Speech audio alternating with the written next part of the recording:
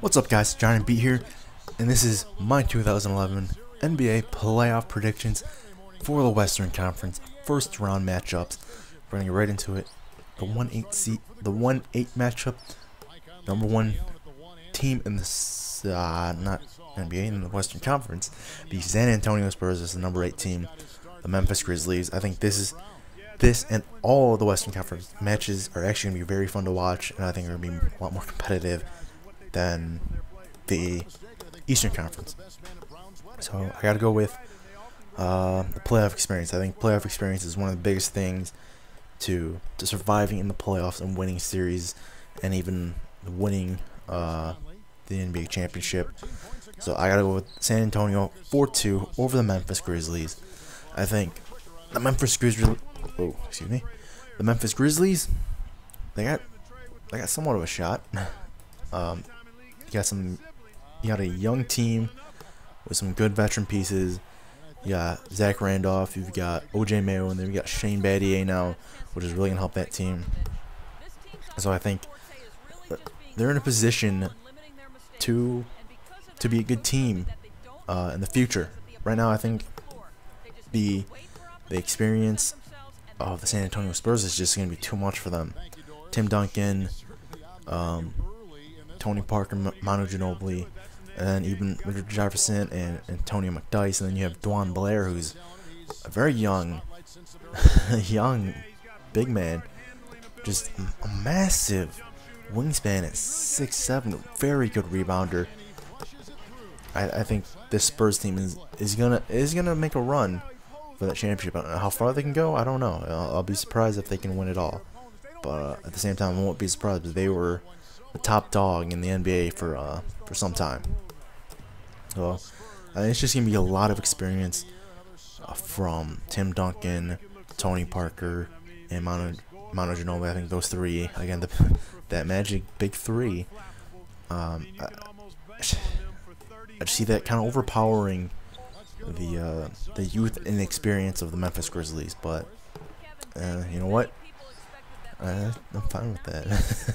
I think sometimes age is better than youth, I guess. Sometimes, I don't know. So it's gonna be interesting. But what was I getting into? Memphis Grizzlies do have a lot of good pieces. Being that of Michael Conley. Who else is it? You got piece off Kyle Lowry, I think, coming off the bench, I believe, or something. I don't know. Maybe. I don't exactly know their roster too well right now, especially with the trade. And then you have Zach Randolph, you have Marc Gasol, you have Shane Battier, thanks to the trade. I think they do have some good pieces. You got Tony Allen as well off that bench, really tough 2-guard. He's got that championship experience, so I think he can really help them out quite a bit in terms of a playoff run. So, but again, I think Memphis just does not have all in all enough experience.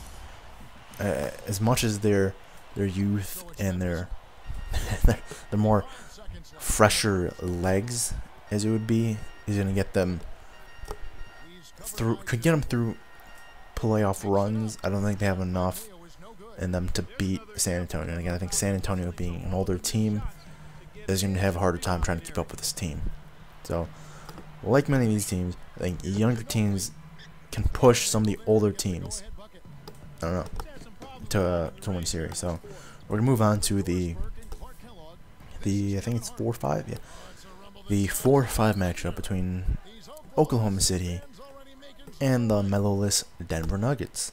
And I think is gonna be one of the more entertaining matchups in the entire playoffs, because it's two young teams going at each other.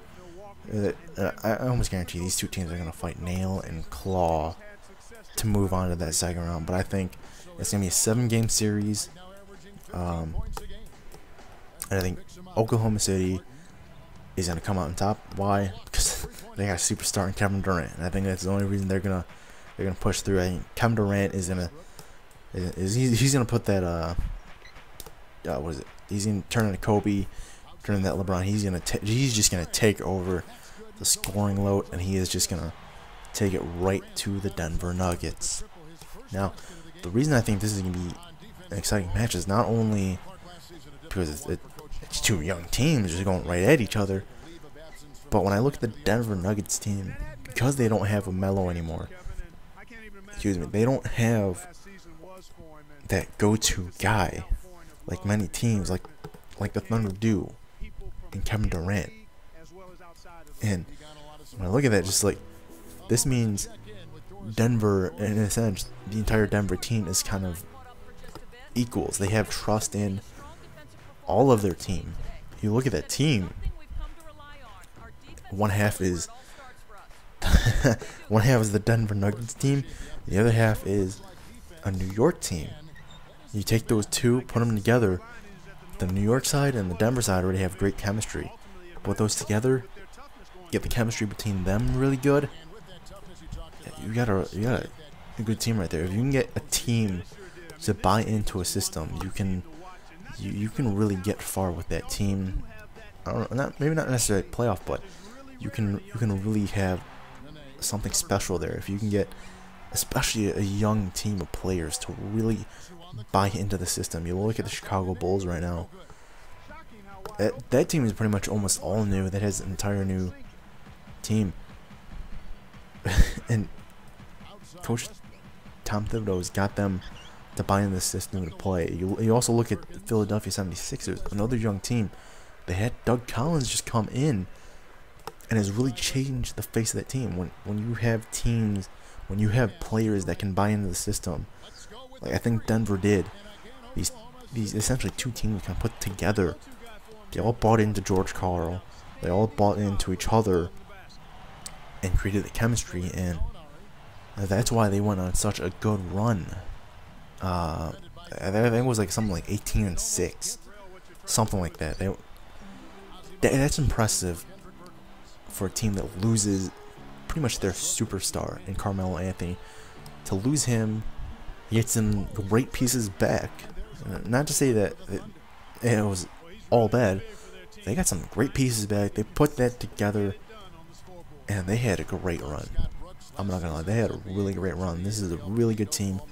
Denver is going to make a run, I think, in the future, and they have some great pieces. They're going to be a tough team, probably next year to beat in the West, if they can maybe find another little piece to put in there, as they have some great pieces. You have Raymond Felton, Ty Lawson at the point. That's like a great setup already. You got someone like J.R. Smith. You got Nene down low. Then you add in you got Danilo Gallinari, Wilson Chandler. I believe they also have Kenyon Martin. And I just look at that team. It's like there's a lot of potential. A lot of just, I wouldn't say greatness, but there's just a lot for George Karl to really work with. As long as those guys really like being on the court with each other, if you got people that want to play together on the same team, on the same court at the same time, you got the chemistry, you're going to have a good team. Now, again, Oklahoma City Thunder, they're going to win because they got Kevin Durant. They got a superstar, and I think because now they have the trade for Kendrick Perkins, who brings some size, some grit, some attitude to that team. When you look at that team before, really they were just tall guys. They didn't really have anyone that was kind of like big and just you didn't want to go up against them in the post. Now they do. Now they have Kendrick Perkins, who's really going to be rugged. I think it's only going to improve them. You have Serge Ibaka, really, the way I've heard him, he's kind of like, to me, my version of watching Taj Gibson and the Bulls. Very hard-nosed guy. From what I've heard, he's a guy that's always doing something right. Serge is really athletic. He's got a good all-around game. He's got a good offensive game. He's not just a defensive player. So I look at that just like they got a pretty solid front line of Kendrick Perkins and Serge Ibaka. Because you have Perkins, who's just big and rugged, and he's got the attitude, and he's strong. And you put in Serge Ibaka, who's just very athletic. That combination there is really nice. I mean, that's really, going to be really tough for Denver to really get a grasp of, even with someone like Nene. And you have to worry about Mr. Russell Westbrook, another All-Star. For him, he's a very athletic point guard, very explosive as well. Like many of these, other superstars, but he's one of the top athletic point guards. You really don't see that in many point guards. Very few, and he's one of those rare breeds of point guards. So he's a great scorer. He's a great passer, and him and KD, they just have a great chemistry, and it's gonna be hard for Denver to really go at him. So I think Thunder, I think Kevin Durant's just gonna step up, and they're gonna take it in 7 games, 4-3. I think it's gonna be a very fun, very competitive matchup to watch. And the 3-6 matchup, the number 3 team Dallas Mavericks and the number 6 team Portland. Now this is the one game I believe is going to be an upset. I think I don't know. Maybe it's just me not being a very big fan of the Dallas Mavericks. For what reason, I don't know. I just really don't like the Mavericks that much. I don't know why. Maybe it's Mark Cuban. I whatever. But I think Portland, I think if LaMarcus Aldridge and Gerald Wallace and Andre Miller, those 3 guys, if they can put the weight of that team on their shoulders, I think they have a legitimate shot to upset the Dallas Mavericks. I think they're going to do it in 7 games. I think it's going to be a tough, grinded out match for them, same as the Dallas Mavericks. Now, this is not to say that Mavericks can't win this match. I think the Portland Trailblazers are the the underdog in this matchup. But I think LaMarcus Aldridge is playing at a high level. They're getting Brandon Roy back. I think if Roy can, whatever minutes he has and whatever ability he can give, if he can do whatever he can give, if he can give that in 110%, I think that's just gonna help them. They have Andre Miller, you have Rudy Fernandez, you have a good player, also Nicholas Batum. You have Gerald Wallace. I think the one thing is Gerald Wallace is going to be a big key to that team as well. Because I don't know, I've heard like him being put at the 4. If he does get put at the 4 spot, I think he can create such a big matchup problem for the Dallas Mavericks, because the one guy that can really match up to him would be Shawn Marion. But let's face it, Shawn Marion's a little bit past his prime, just a little bit. You know, Marion can still play, but I don't think he's as athletic and as he was before when he was playing for the Phoenix Suns. I think Gerald Wallace kind of being that almost Shawn Marion-esque type for the Portland Trailblazers. I think that can create some serious matchup problems for them. Then you also have Rudy Fernandez, who's another quite athletic guard. I think he's like 6'6". I actually watched the game before him playing at the point. So I mean, if you need to put him at the point, that's gonna be a tough matchup for Jason Kidd or JJ Barea or even Jason Terry if he's playing the 2 guard against him. So I think Portland has some pieces, some matchup problems against Dallas that could really be in their favor. And I think, again, because Dallas is an aging team, I don't know. I personally think Portland could be the one big surprise upset team and upset the Dallas Mavericks. Not to say the Dallas Mavericks, because they do have a lot of playoff experience. They could hash it out and beat Portland, but I think Portland has a chance here. Now the last matchup, the 2-7 matchup between the Lakers and New Orleans Hornets. I can never say Orleans right when I say new in front of it. But this matchup, I gotta go with the defending champions. Kobe Bryant's gonna be Kobe Bryant, no matter what she does. It's playoff time, baby. Kobe's gonna be Kobe, and he's gonna step up. He's gonna hurt you out there. No two ways about it. Kobe's just Kobe. He's gonna do his thing. And with Pau Gasol, and even with Bynum injured, this Laker team, next to the Bulls, is probably the most complete team for a playoff run or championship contender out there in the NBA right now. So, New Orleans Hornets, they got Chris Paul, a great leader. He's gonna lead them to really battle against LA and really give it his all. But because they don't have David West, I think he's gonna be one missing crucial piece that could have helped them. And it's sad. David West is out for the rest of the season. He's not gonna play in the playoffs with this New Orleans team, this Hornets team that really has come back strong after last year's really dismal season.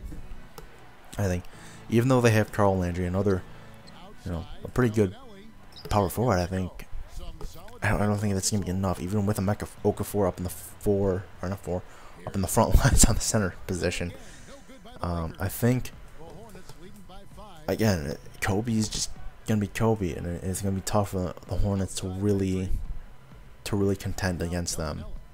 I don't know. There's not much I can really say on the Hornets. I haven't really seen much of the roster. I mean, they also have Trevor Ariza, who also has championship experience, and I think that's gonna try and help them a little bit. But again, that Laker team is one tough cookie. So I think the matchups, I give them to LA for the most part, except for the point guard spot in the starting lineup. Just because Chris Paul is just faster than Derek Fisher, and I think Chris Paul is just an outstanding player. He's still still in the top 5 for the one of the top point guards. He's right there with Derrick Rose, Deron Williams, and even Russell Westbrook. He's still one of the top 5 point guards in this league, and I know he's gonna do everything he can to win, just like all superstars will. He's gonna step up. He's gonna do his part, and he's gonna try and get this Hornets team somewhere. Where, I don't know, but he's gonna do his best. He's gonna do his damnedest to try and to beat up the Lakers. And if they do, great for him. I just think the Lakers just have too many mismatches, and at their positions they're just too good. And Kobe, whoever the 2 guard plays for New Orleans, I really don't know who it is. You always gotta take Kobe over whoever it is. Then you have Ron Artest, who's great defensively. He's gonna go up against Trevor Ariza, who is Artest is kind of the replacement for Ariza. So I think Artest is really gonna disrupt Ariza as a shooter out on the 3-point line, which is gonna be interesting to see how it goes down. The 4, which I'm most likely is gonna be Lamar Odom filling in for Andrew Bynum. Then you're gonna push up Pau Gasol up to the center. I think this might be the one matchup I would say is the deadlock, because Lamar Odom versus Carl Landry. First off, I don't know too much about Carl Landry. I know Landry's a decent. From what I'm seeing, he's pretty decent in the post. He's got a good shot. He's a good player. He rebounds.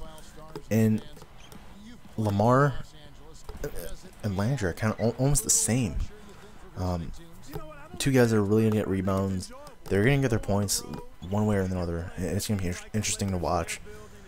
That matchup, I think, is gonna be interesting. It's kind of a deadlock because Lamar's not really a post-up player. He's kind of a skilled kind of. He's really a 3 playing in the 4 position. So it's gonna be really interesting to see those 2 really go at it. Then the center position, gotta give it to Pau Gasol. Gotta give it to the Spaniard. Pau Gasol over Emeka Okafor. That's just how I see it is. Okafor is a good defense player. He's really a garbage bucket player. Doesn't really have much of a post play, but I think it's going to be interesting to see that matchup because Pau Gasol, not known for solely his defense, but he's a decent defender in the post. He can body up against some big men, but he's a lot more of an offensive player, hitting that 18 to 15 foot jump shot, getting the ball in the post, running the floor, and I think that's going to be really interesting. His offense versus Emeka Okafor's defense, which is really, Emeka Okafor is really, it's his bread and butter, is defense. So it's going to be interesting to see those two really go at it. But I think in the end, Lakers just have too deep of a bench to go up against the Hornets. So LA over the New Orleans Hornets, 4-1. It's Johnny B. Those are all my predictions for the first round. This was the West. I'll link the East, and the East will link the West, and blah blah blah. So once all the matchups are done, everything's gone through, I'll get into the second round, and they'll usually be within the first game's worth once all the matchups are set up. So it's Johnny B. See you guys next time for my 2011 NBA playoff predictions.